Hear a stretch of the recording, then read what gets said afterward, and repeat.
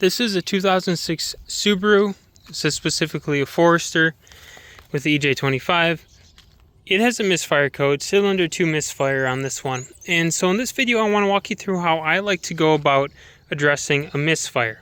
It's not the only way to fix a misfire or diagnose it, but it's the way I like to go about it. So the first thing we're going to do is, because this is a super old engine with like 260,000 miles on it, and it's the original engine block and everything, I'm guessing that the inside of this thing is super clean, and it's never been treated with Seafoam or anything like that. So the first thing we want to do is, I'm just going to try to burn through a tank of gas after putting in some fuel system cleaner. This Techron Concentrate Plus is a pretty good option. It's a little bit on the heavier duty side, so if you're working with something super old where you know there's sludge and carbon buildup in there, this is one of the better ones to use. And Seafoam within itself is a pretty good option as well. Seafoam does really well for more preventative stuff. So when you know an engine's getting old, a little bit of Seafoam every now and then. The directions are on here. So once it's almost empty, pour the entire contents in, refill up to 12 gallons. 12 gallons is like 3/4 of a tank-ish for most cars. And second treatment is optional. So that's what we're going to do. We're going to try this. We're going to burn through that tank of gas and see if it improves. Now, if it doesn't improve, what we're going to do is we're going to take, this is cylinder 2, 1, 2, 3, 4. We're going to take cylinder 2. We're going to take the wire, the ignition wire that goes to the spark plug, and we're going to swap it with a different one, probably just this one here.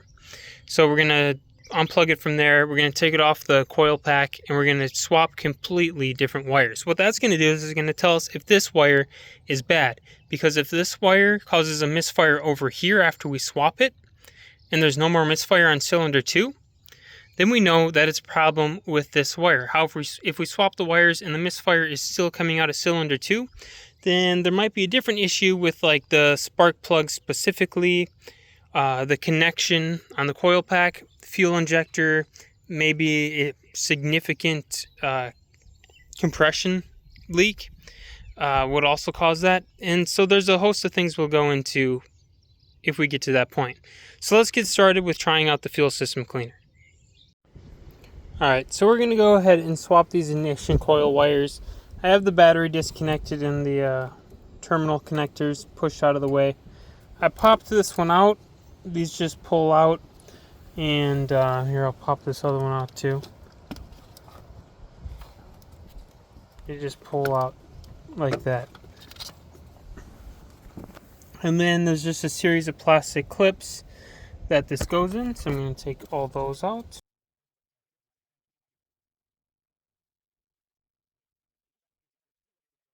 And don't lose track, if you're doing this too, don't lose track of which one's which. So now we got to move over here to the actual coil pack or whatever they call it. I didn't really explain that well, but these literally just pull right off. So I can reach down here at this rubber little boot thing, and they literally just, you just wiggle them and they pull right off. I pulled that one off, and here it is. That's what it looks like inside. This was the good one. I'm going to leave this one pulled off and set here. And then the good one was on the bottom going to this back cylinder here.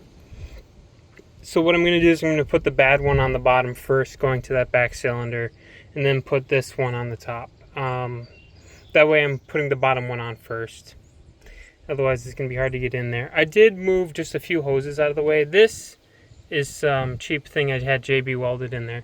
And then this has some sort of vacuum hose, I think. Unplugged just to get out of the way too. Don't forget to put those back in if you are moving things. Alright, so that original bad one is now going back here to cylinder 1, 2, 3, 4. And now the original good one that I left laying here is going to go push down there. Make sure you push those on all the way. Just compare it to how far these are seated. It should seat that far on when it's pushed on all the way. And then that one's going to go back to the bad cylinder.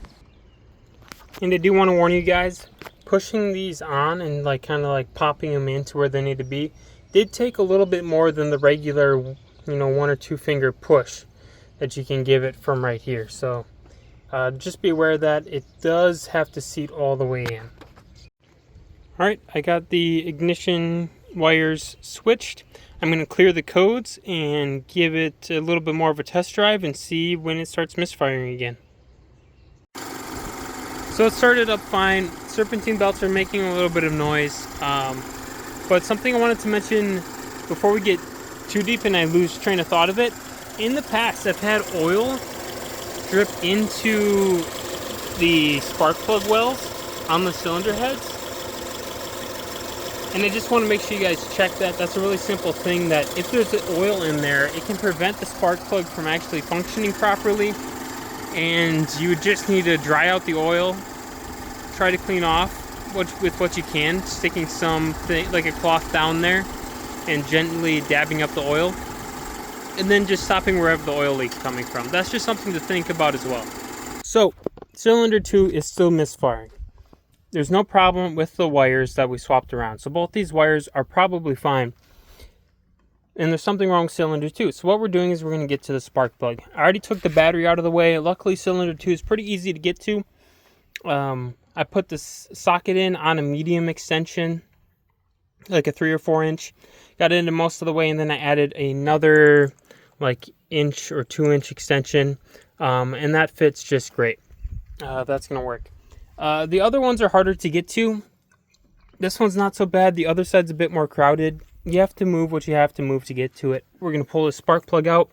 16 millimeters or 5/8 on these EJ engines. I believe on the FA engines they brought it down to a 14 millimeter spark plug, but for this one it's a 16 millimeter.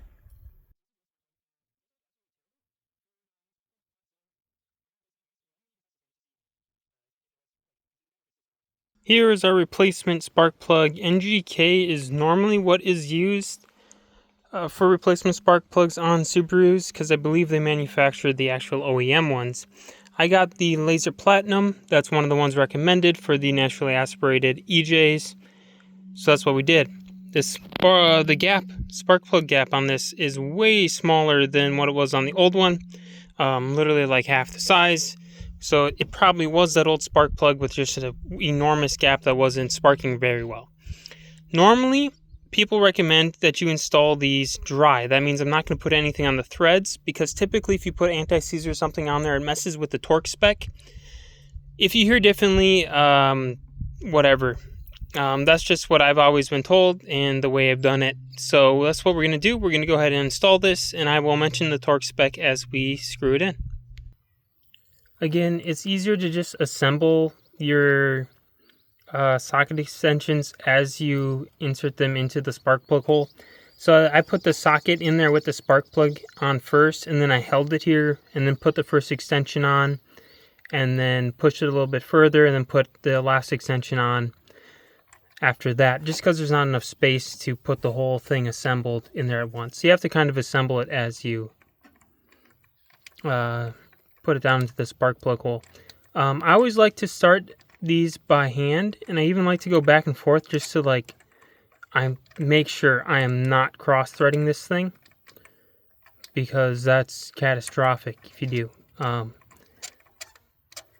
It feels like we're definitely in the grooves there. Alright, so I have it hand threaded, probably like close to 10 rotations by hand, and now we're going to go ahead and start turning it in with a wrench. So I'm putting it in by wrench. It's going in really easy so far, but once it gets a little bit harder, I'm going to switch to a torque wrench. It is 15 foot-pounds for, I think, all EJ engines. This EJ25 is for sure 20 or 15 foot-pounds. So now we're getting close. So I'm going to take this wrench off and switch to a torque. So this spark plug is in. This spark plug's not too much harder to get at. Sometimes you have to move this bunch of cables just to get like another inch of space. If you have to do that, go ahead and do that.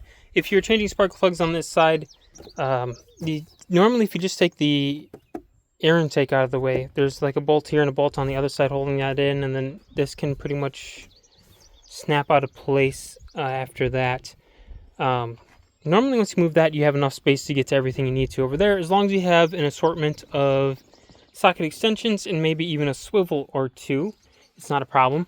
Now when you're reinstalling the donger, a lot of people recommend, and it is a good idea, to put a drop of dielectrode grease on the end of this, just so it doesn't fuse to that new porcelain spark plug.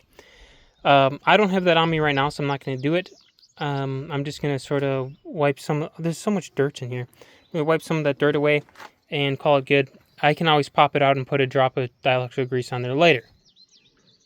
So I'm going to reinstall that. I'm going to put my battery back in, check to make sure all my cables look okay that I kind of mashed around while I was doing this. And we're going to try it out. So the Misfire is gone. It was just that spark plug that needed to be replaced. We took it on a few 10-minute drives just to see if any pending engine codes would come back up. None came back. Didn't notice any misfiring, so that's great. It was just that spark plug. The gap in the spark plug was way too big, so that new spark plug cleaned it up. So just to run through the process one more time, it was check to see if the wire is bad. We switched the wires around at both locations, and the wire was fine. It was still misfiring here. So it's usually the spark plug. We checked the spark plug. The gap was too big. We replaced it. If not your spark plug, it could be, usually what's next is a clogged fuel injector. I believe those are right under here. And if not that, it could be something wrong with the connection to the coil pack. Sometimes the coil packs go bad for some reason. That's less common, but the actual coil pack itself could have an issue with it. If not those things, what's left is probably a compression leak in the cylinder, so like a bad head gasket or a cracked cylinder head.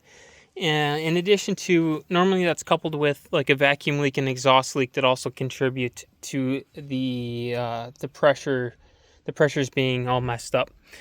So that's kind of like a last line thing, and you'd probably notice a lot of other issues with any major compression leak in the cylinder as well. So that's how we do it.